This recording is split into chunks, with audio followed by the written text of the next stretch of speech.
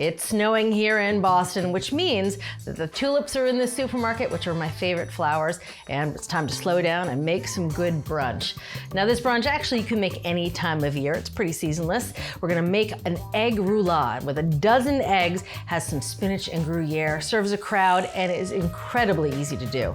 We're gonna serve some potatoes that are flavored with smoked paprika, a little fresh fruit, and some biscuits with olives and rosemary. And to top it all off, a homemade spicy tomato jam that is really good on almost everything. Now to get started, we're gonna focus on the biscuits. Now this is a very easy biscuit recipe. They're called drop biscuits. There's no rolling out dough and stamping out biscuits. You're just gonna make a big old dough and scoop them onto the baking sheet. So we're gonna start with all-purpose flour. You need 2 cups.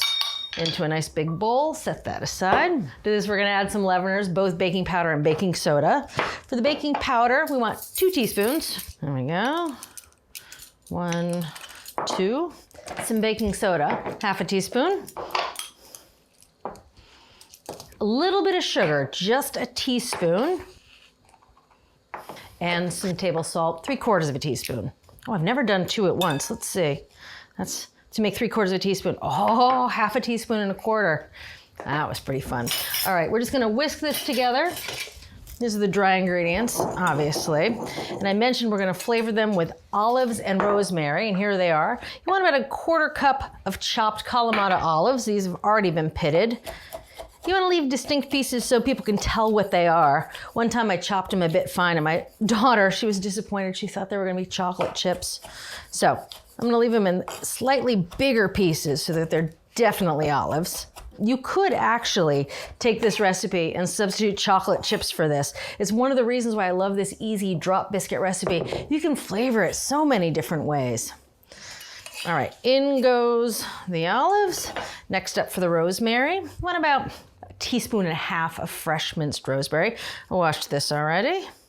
Just want the little tender parts of the rosemary, not that tough stem in the center.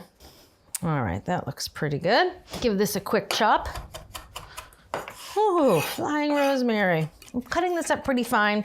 You really don't want to get a big chunk of rosemary in your mouth. That's a little unpleasant. You really want it to just mix into the biscuit dough. So chopping it up so there's no big pieces left. That looks pretty good. Into the bowl it goes. All right, so that represents the dry ingredients. And for the wet ingredients, just 2 things, buttermilk and melted butter. Now the buttermilk I have in the fridge because you want it to stay good and cold. All right, here I have a cup of chilled buttermilk, and I have a stick of butter that I've melted but kept warm on the stove, my favorite little butter pot. Now this is why this biscuit recipe works so well. The chilled buttermilk with the hot butter, it's gonna not mix so well right now, which is perfect. The chilled buttermilk is gonna make the butter turn into a little bit of chilled shreds. You know that happens when you mix something cold into melted butter. And those little shreds of chilled butter are gonna help the biscuit be nice and flaky. And that's why we don't have to do the rigmarole of folding and rolling out. You can see, you can see it's getting clumpy. That clumpy butter is the key. So that's why you want cold buttermilk and warm butter. All right, into the flour this goes. Like I said, this biscuit recipe is so simple that you can flavor it any which way. Actually, if you don't add any flavorings, it's a great plain biscuit. You can add all sorts of other herbs or other flavorings in here. I might try to make it with chocolate chips for my daughter. Nothing fancy about this, just mixing it together, making sure there's no dried flour bits. That looks pretty good. Now to shape these biscuits, I'm just gonna use a 1/4 cup measure. That just ensures they're the same size. And I'm gonna spray it with a little bit of veg oil spray. Also gonna spray the spatula. Makes 12 biscuits. You see how easy this is. I also love it because there's no waste. I feel bad for the biscuit dough that gets left behind because you can kind of re-roll biscuit dough, but it gets really tough. Then it's like secondary biscuits or like fire sale biscuits, you know? I like all the biscuits to be good.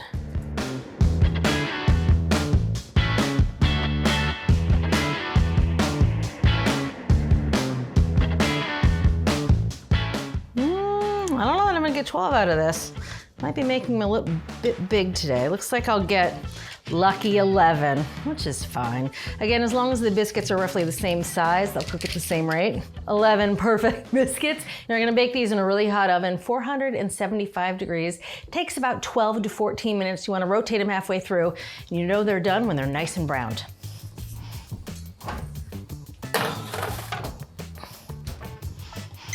All right, timer is set. When those biscuits are out of the oven, it's time to start the potatoes. Love what you're watching? Take your cooking to the next level with our Essential membership. Get instant access to thousands of recipes, tips, techniques, product reviews, and step-by-step videos. Our Members app allows you to search by ingredient, set dietary preferences, and save your favorite recipes. For those looking to level up, our newest feature, ATK Classes, offers more in-depth instruction led by ATK experts, so you can gain greater confidence in the kitchen. Start your free trial by visiting the App Store or going to americastestkitchen.com/YouTube today.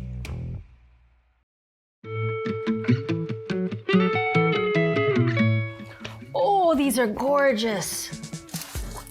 Oh, I love these biscuits. They turn out beautiful every time, and they're so flippin' easy. All right, now, one last trick. We're gonna paint a little melted butter over the top, just about 2 tablespoons. Oh, let that butter soak in. Goodness, the smell of the rosemary and the olives is just such a welcome change from your traditional biscuit. I like that it's a little unusual. It also pairs really nicely with the other flavors in the meal. There's the spinach and the Gruyere and the eggs and the smoked paprika on the potatoes. All right, ooh. Couple biscuits getting a little extra love. All right, there we go. Now you want to get these biscuits right off this hot baking sheet because they will continue to cook. If you look on the bottoms, that's the perfect color, nice and golden. But if you left them on there for too long, they continue to bake. So onto a wire rack they go. Have them hang out for a little bit. The rest of this brunch comes together really quickly though, so I like to get them done first thing.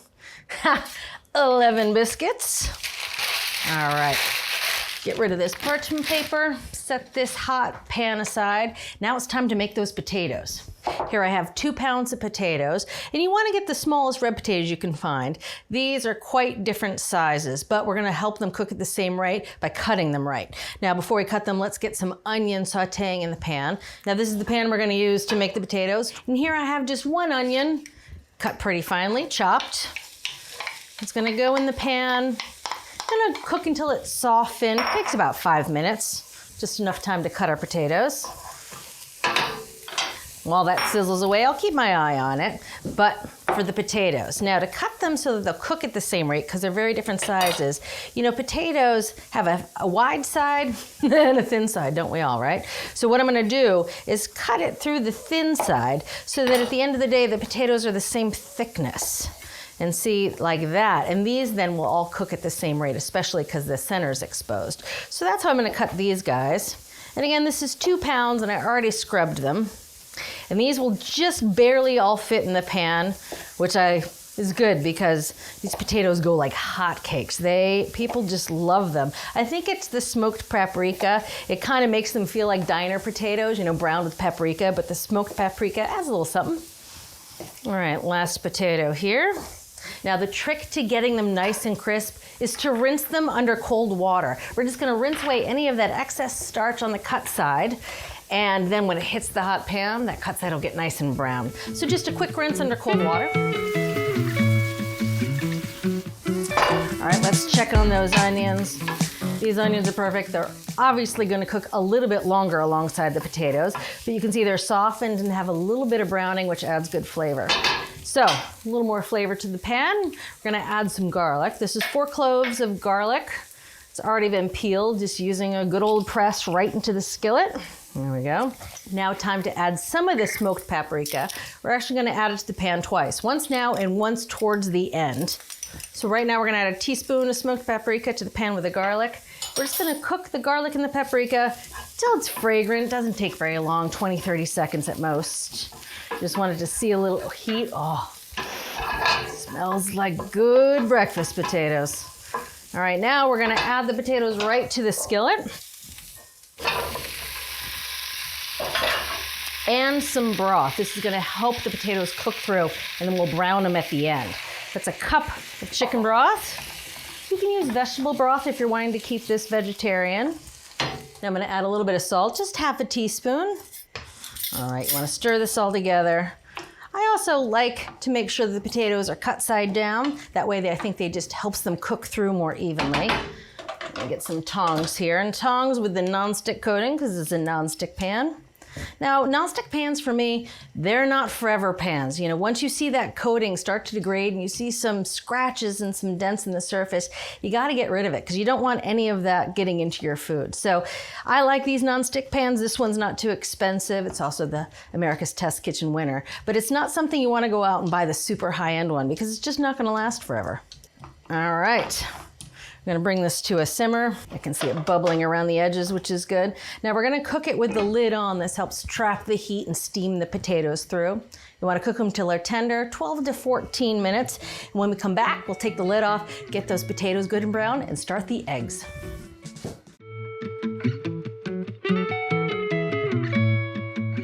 All right, these potatoes have been cooking for about 14 minutes. They were a little on the big side, so I expected them to go the full cooking time. And you want them to be just tender. The way to test for that is just with a fork, because you'd eat them with a fork. So you have a good sense when you're stabbing a potato with a fork whether it's done or not. Oh, these are perfect. Just cooked through. Now this is still pretty liquidy. So what we're gonna do now, crank the heat just up to medium. We're gonna let all this liquid reduce and then we can start to brown the potatoes.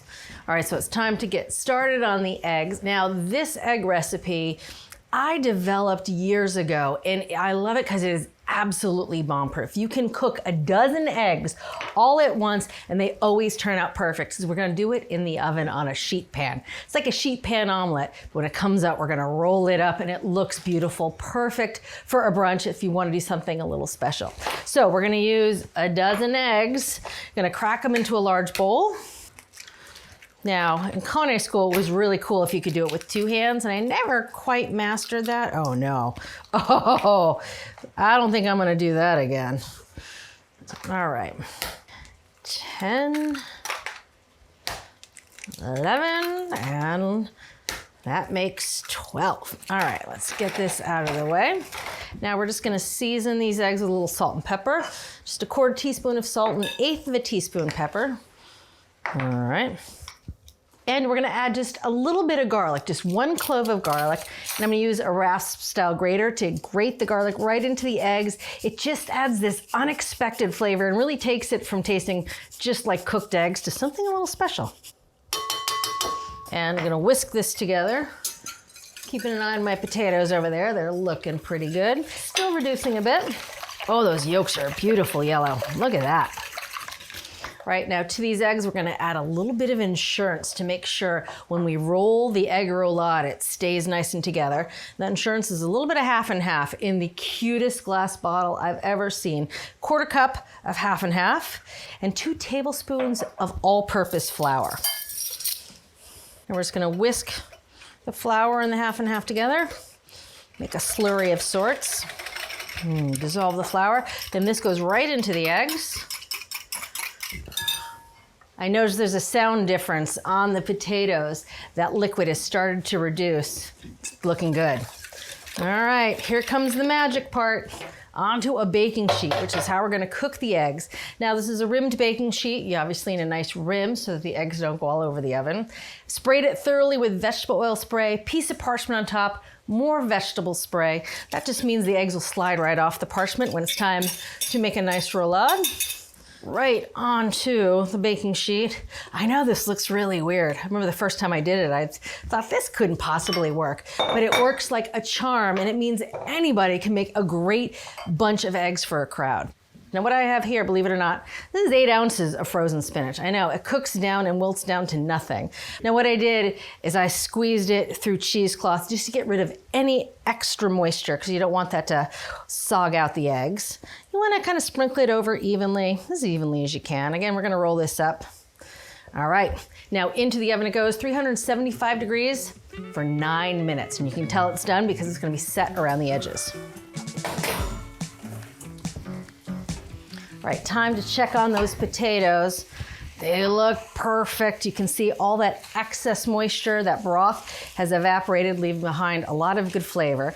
And now it's time to brown them. We're gonna do that by adding some oil. We're gonna add 3 tablespoons of olive oil. And I'm putting it into this little bowl because we're gonna mix it with a little more smoked paprika. So that's 3 tablespoons of olive oil and a teaspoon of smoked paprika. You just wanna mix this together ahead of time. That way all that paprika gets coated by the oil, help release its flavor, and you won't get any paprika clumps. Into the skillet it goes.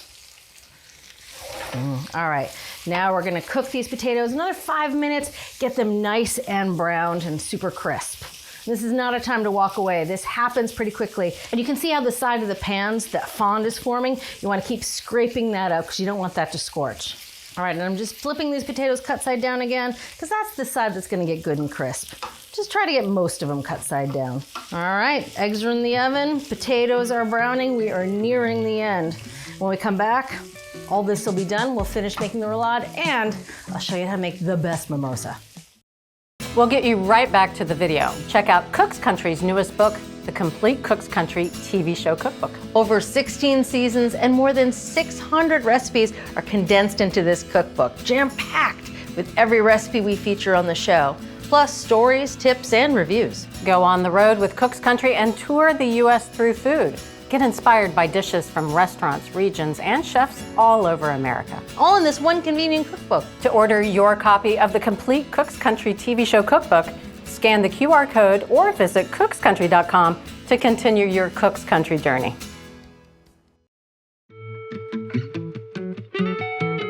Those eggs are still in the oven, finishing up cooking, and the potatoes are browning, which gives us a few minutes to make the ultimate mimosa.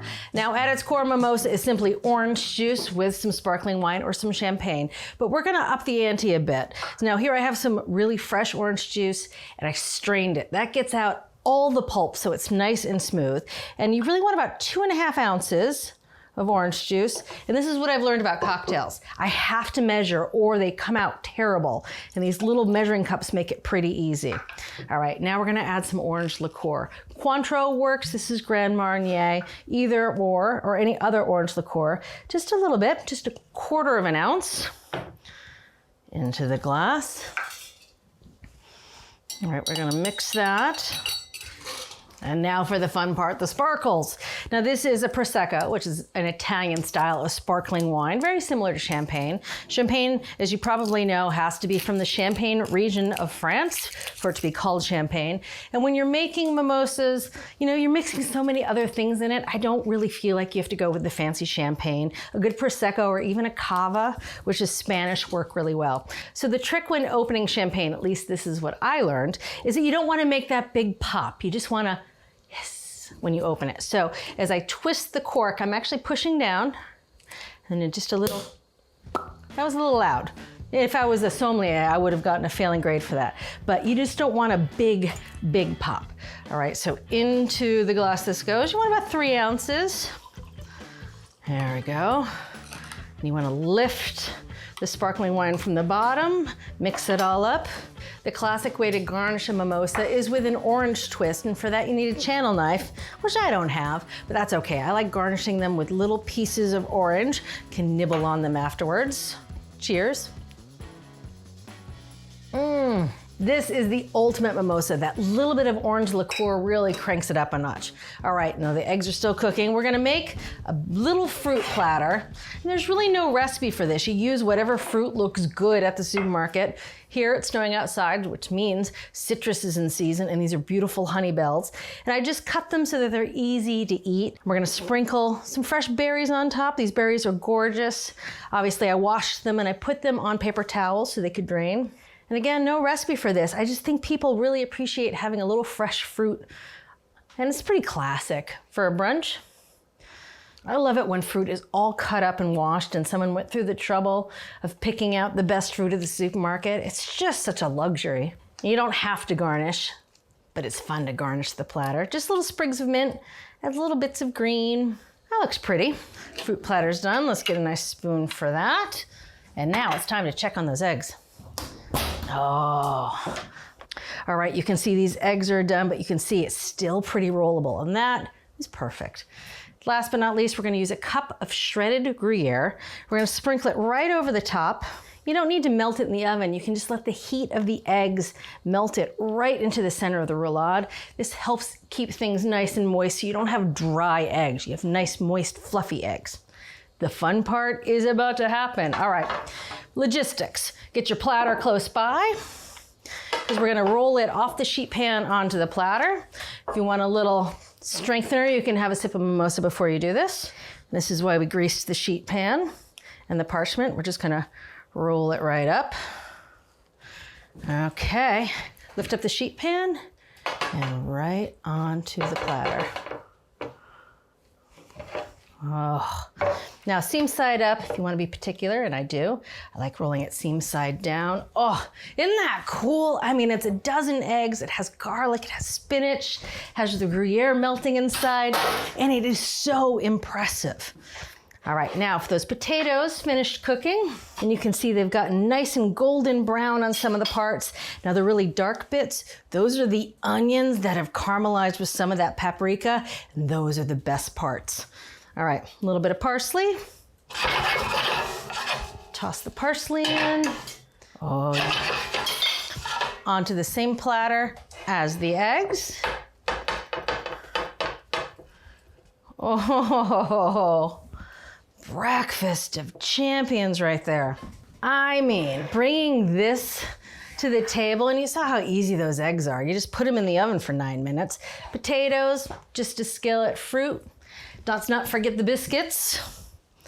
And to go with the biscuits, I made a spicy tomato jam. And this recipe comes together in a snap. You just put everything into a 12-inch nonstick skillet and cook it down for about half an hour. Now here are the ingredients. You need 2 pounds of plum tomatoes cut into half-inch pieces, 1 1/4 cups of white sugar, 3/4 cups of red wine vinegar, 1/4 cup of fish sauce, which I know sounds weird, but it adds this depth of flavor to the tomatoes. 1 large jalapeno chili, and this chili is the biggest chili I've ever seen. Now, if you add the seeds, it's up to you. The seeds make it spicier. 6 cloves of minced garlic, a tablespoon of grated fresh ginger. Last but not least, 2 star anise pods, which are optional, but I love that warm spice flavor they add. All right, so this goes all into the skillet, cooks for about half an hour till it's nice and thick. And then you wanna go in with a potato masher, and it's a nonstick one because you're using a nonstick skillet. Mash up any big pieces of tomato, and then you cook it until it's nice and thick, and a spoon leaves a trail across the bottom of the skillet when you drag it along. That's how you know it'll be perfectly thick when it chills. Now this makes about 2 cups, and I like to put it into 2 1-cup jars. That way you can give one away to a friend and they will love you forever, because this stuff is amazing. Now you have to let it chill for at least 24 hours, but it'll last for up to 3 weeks. Let's dive into those eggs. Now I like presenting it as a big roulade. You can just put a little knife there and people can cut off as much or as little as they want. Oh, you see that? That cheese is so nice and melty in the middle, but the eggs are cooked through. I mean, that is a perfectly cooked egg. Oh, get a few of these crispy potatoes. Oh, I love those bits of onion that have gotten really caramelized with the smoked paprika. I know it looks a little on the charred side, but it's not. It is perfect. Put a little fruit on the plate. Oh, look at those gorgeous honey bells. Oh, my good friend Greer, she gets cases of these every winter, and I look forward to them because she brings them over to my house. A few berries. Oh, yes. Last but not least, one of these rosemary olive biscuits and a little bit of jam. Put it right on the side. Oh, yes, ma'am. All right, I'm going right for the eggs first. All right. Oh, yes, that cheese, the Gruyere is perfectly melted. You can see.